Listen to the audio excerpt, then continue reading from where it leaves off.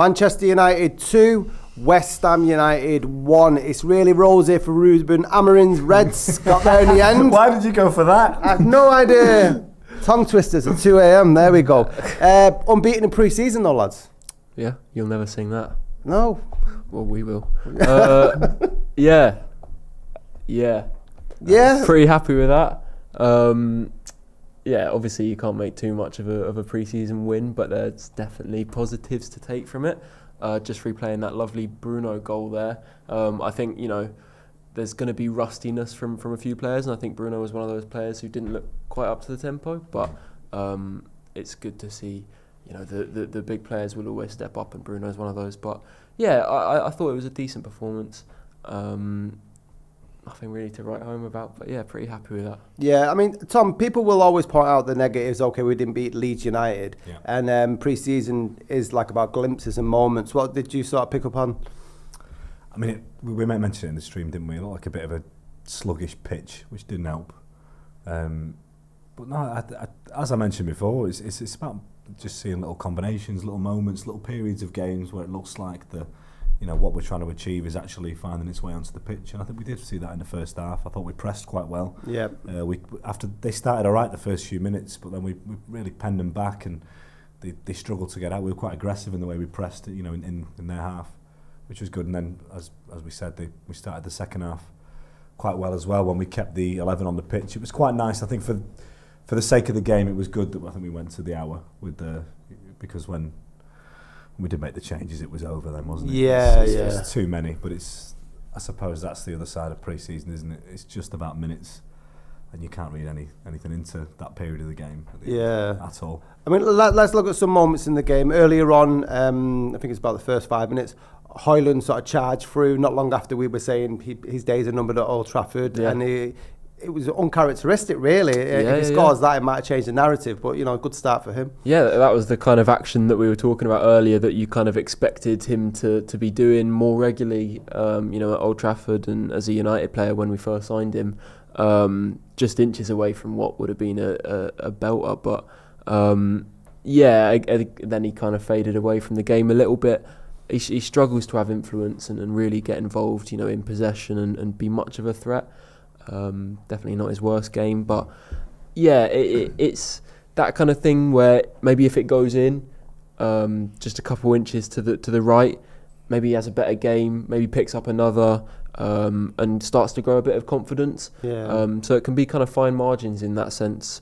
I think that's what pre-season is for, is to kind of get into your groove and find a bit of confidence ahead of the season so that you can be raring to go.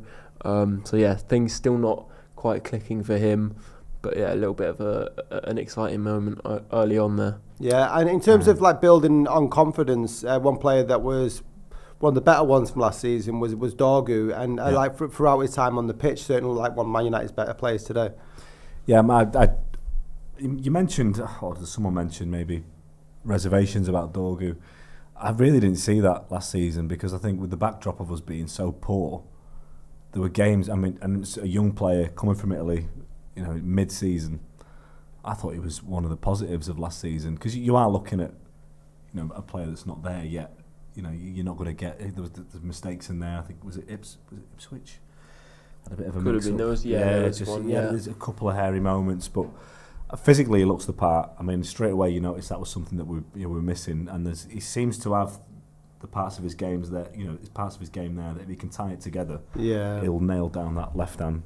That left-hand side, and it looked, especially in the first half today, it's just a really consistent outlet. Yeah. And how he links up with the players around him, and I always feel confident that he's gonna that he can go beyond and get into the attacking third and do something with the ball. So and it was great to see sort of players like Yorol seeing that run as well and sending the ball over to the left. I think it's great that he's constantly active though, isn't he? He's always on the move, and I think that having that type of player in your team can be infectious to the rest. Because if you're not moving like him, then you're lazy by comparison, aren't you? But one player I wanted to pick up on was Kobbie Mainoo, because it was a great performance by him, Finn. I really enjoyed watching him today. I think no matter what, he's always going to have that quality on the ball and that kind of technical ability and composure. We know that's what we can expect from him, but we've seen him lacking in the physical department for a little while now. I think early last season he struggled with injuries, and then he never sort of looked the same. Maybe looked a little bit heavy on his toes and not moving as well as he could have. But it looks like he might be back to around his kind of physical best, moving better, looking more agile, and just more mobile in general in the midfield.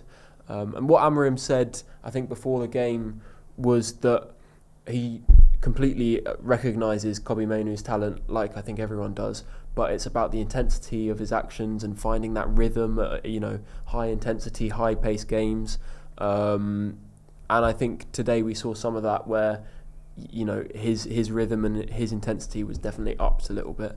And yeah, some of those moments of quality on the ball, whether it's taking the ball past a player or, turning away from pressure, so good. So yeah, really hope he can kind of continue in that vein, and bring that into the new season and be a really important part of the starting 11, hopefully, because he's a player with the quality to be in that starting 11. It's a great way round to have it, because you see so many young players that will, physically have a lot of attributes, and you're looking at, can they, find their decision making? Can they find the mentality required to make the step up? Whereas with him, I don't worry about any of that side of his game. It is really just the work on the training pitch, physically, in the gym, whatever it is, and he's all ready to go in a way. Yeah. And then making the step up there was a player that came to some criticism for West Ham's goal. It depends how you read it, really, but Aiden Heaven, what did you make about his performance and West Ham scored? Where did you see? At the time, I thought it just looked a little bit easy the way they bypassed the midfield, and Souček is I don't even know what happened in the midfield, but all of a sudden he's running at your back three, and I think we mentioned it on stream, didn't we? Maybe criticise and then think, you've been a little bit harsh, because it was a great finish. He didn't do too much wrong. Maybe he could have engaged him a little bit quicker, but he's running back towards his own goal. It's it's later in a pre-season game. Yeah, I wouldn't be buying it. It could have been anyone in that position. Jared Bowen put it on his right foot when he can go the other way and rifles it into the top corner. I know you're a big Aiden Heaven fan. Is it criticism fair or? Well, there's always going to be a bit of kind of inexperience that shows in those moments, and it's certainly something that he's going to have to learn. Those 1v1 situations and defending out wide, definitely improvement there to be found with him. Equally, I think it was just really, really great work by Jared Bowen on that side. I think there was a lot of defenders would have struggled in that position one-on-one. The finish was fantastic. And it's so difficult to play against that momentum when you've got someone running against you. So, it's a lesson learned for Aiden Heaven, and certainly it's a good environment to be learning those lessons in a pre-season game when the stakes are low. Definitely not enough for me to say that he's not ready or that he should come out of the team. We saw Lenny Yoro last season. He had that game where he came up against Sulemana, and he had a really difficult time where Sulemana was getting the better of him repeatedly. And I think sometimes these moments can be really important in a young player's development, where they're forced to look for solutions in their own game, and forced to improve in that way. So yeah, that's a great comparison actually, because Yoro got tore to pieces in that game, but you could have gone hiding the following week rather than sort of take ownership and learn from your mistakes. It's about how you respond, really, isn't it? Yeah, it certainly is. And one of the things people are concerned about is the midfield pairing. Today it was Bruno and Mainoo in the middle. Obviously Mainoo had a great game and Bruno got 2. That's positive, isn't it? But I don't think Bruno had his best game yet. What a goal he scored in the second. Yeah, I mean, I really don't know what that pairing is going to be. Genuinely, I don't know if we're still in for someone or we.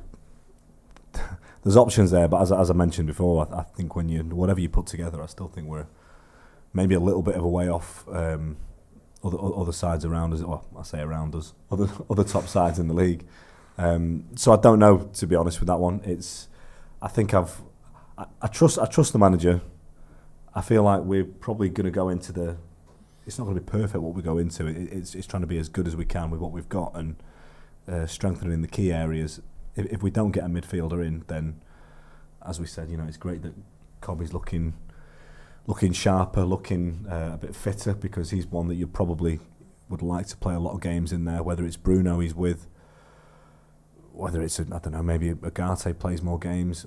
I genuinely don't know really on that one. I feel that's still the question mark area of the pitch, isn't it? How we go about that. Are we going to have a two that become our two that play in most of the games, or is it we're going to see a lot of chopping and changing? Yeah, certainly going to be interesting what happens there with making any new signings. Before we go, Finn, did you learn anything today apart from how bad the stadium, the pitch was? I think all I really took from it is play your better players and you will play better.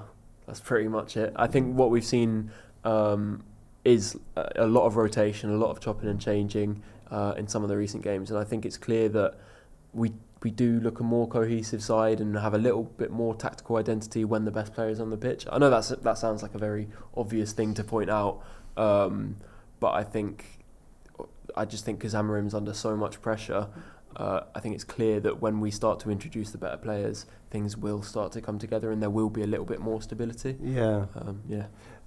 Last before we go, Tom, do you think that we should be tinkering around now, or is it about sort of fine-tuning what is his hopefully best 11? Well, look at Dorgu in the first half, and that comes from spending time on the pitch with each other, building relationships. So I think you're going to want to see more consistency, aren't you? I sometimes think that with the amount of travel that people do in pre-season, sometimes and the way the games are and the way they're approached, sometimes you go into the season still a little bit undercooked, and teams look a couple of weeks off when the season kicks off. So you want to be as ready for that as possible when you look at the fixtures we've got, because I think in a way I'm almost happy with them fixtures, because you're getting them at a time where you could get some crazy results. Maybe they're not quite ready, and that'd be a real chance for us to get some results against our some of the bigger sides in the league. You get freakish results at the beginning of the season. If we're ready, that'd be a great way to start.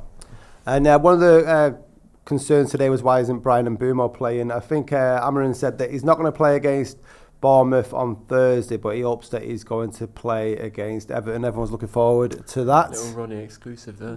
Ronnie exclusive. He didn't get ITK, did he, on there? Should be getting credit. Right, okay. Well, you've been watching Stretford Paddock. I've been Scott. That's been Tom. That's been Finn. The lads have been sending loads more content from the States. And then, Finn, you'll be back on the watch along. Yes. On 2:30 a.m. Okay, send the poor lad coffee.